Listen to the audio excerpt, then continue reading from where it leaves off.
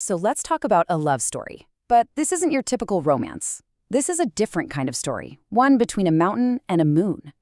It's a story that comes from a place of wind, stone, and silence, a legend born in the northern mountains. You know, the mountain elders, they put it this way. They never tell love stories the way the lowlands do. So right off the bat, we have to kind of forget what we think we know. Forget the love letters, the big dramatic speeches. We're going somewhere else entirely, to a place where love is something way more elemental. And that really is the big question, isn't it? What on earth can a mountain teach us about love?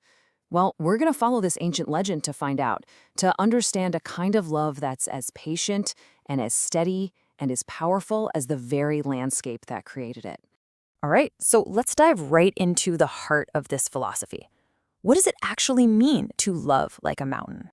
And this really lays it all out, doesn't it? On one side, you've got lowland love. It's described with things like silk, perfume, soft, pretty things. But then look at the other side. Mountain love. Wow.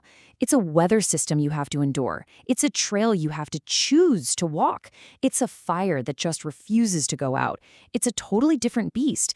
It's about resilience, not just romance. And that leads us to a really key player in all of this, the moon. Now, in this story, the moon isn't just some beautiful thing hanging in the sky. She isn't called pretty. She is called present. And that's a huge difference. It means she arrives. She is an active witness and, as we'll see, a very important participant in what's about to unfold. Okay, so how does this all come together in the actual story? Well, it all starts right here, with two fires burning on opposite sides of one giant ravine. Two people separated by a distance that feels completely impossible to cross. I mean, just picture this scene for a second. The boy's on this dark, rich, all black pine and iron rock. The girl is on a pale one, made of silver shale. And between them, this deep, cold, dangerous ravine. The only thing they can see of each other are their fires at night. Just two little pinpricks of warmth in this huge, cold darkness. So, since they couldn't just, walk over and talk, their love had to find a whole new language. They learned to love by signal. Flashing lanterns in the dark, making patterns with smoke during the day, even trying to send songs across the ravine on the wind. It was a love built entirely on watching and waiting and trusting each other across this impossible gap. And I just love this line, all love begins as a small, careful lie. See, their signals were a bit of a pretense. He'd pretend he was just checking the weather. She'd pretend she was counting sheep. But underneath that little lie was the real truth of their connection. A secret language that only the two of them could understand.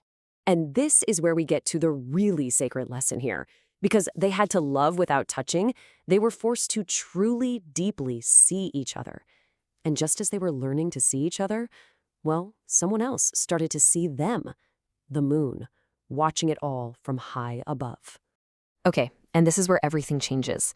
The moon has been this silent witness for so long, but now she decides to step in and become an active force in their story.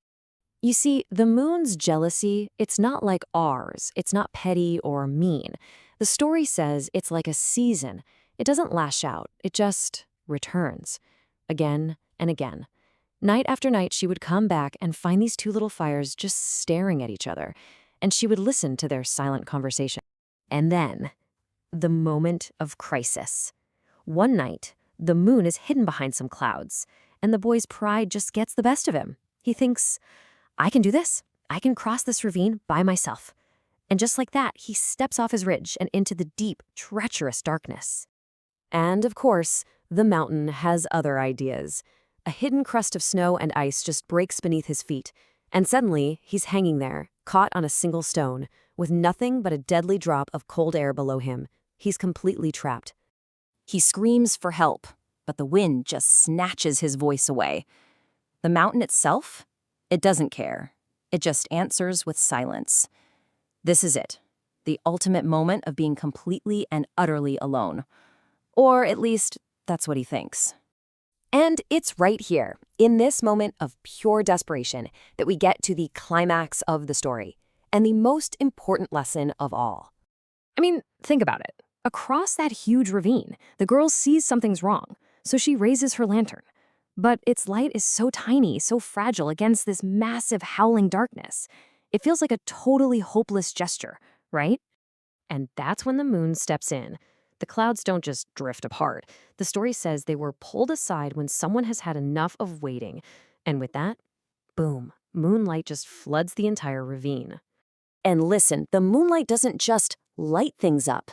No, it completely transforms the whole scene. The dangerous snow becomes like glass, the dark stone turns into inked silver, and most importantly, the path, a safe way to cross that was there all along, is finally revealed. And in that moment, as he's climbing to safety, it all clicks for him. The moonlight isn't just light, it's a lesson, and it boils down to these 3 incredible truths. 1, don't rush what you just have to survive. 2, don't ever confuse being brave with being fast. And 3, the most important one, if you want love, you have to arrive alive. The goal isn't just to cross the ravine, it's to get there whole. So they didn't, run into each other's arms. It wasn't like that. Instead, they just sat on their separate ridges, and the moonlight created this beautiful bridge between them. That was their engagement. Not a ring, not a promise, but a shared moment of understanding, right there under the watch of the moon. So, after all that, what are we supposed to take away from this ancient story today? Well, let's look at the final piece of wisdom that the ancestors wanted to pass down. And this is it. This is the heart of it all. It's a command, almost. Go on. Love. But don't just love any old way. Love like a mountain loves. Steady, patient, and absolutely impossible to move. It's not about big, reckless moves. It's about being that unshakable presence for someone else. It's about weathering the storms and then having the patience to wait for the moonlight to show you the path forward, together. And so, the story leaves you with a question, a pretty important one. In your own life, where is the moonlight pointing you? What path is it revealing? And who is that person across your own ravine whose light keeps answering yours?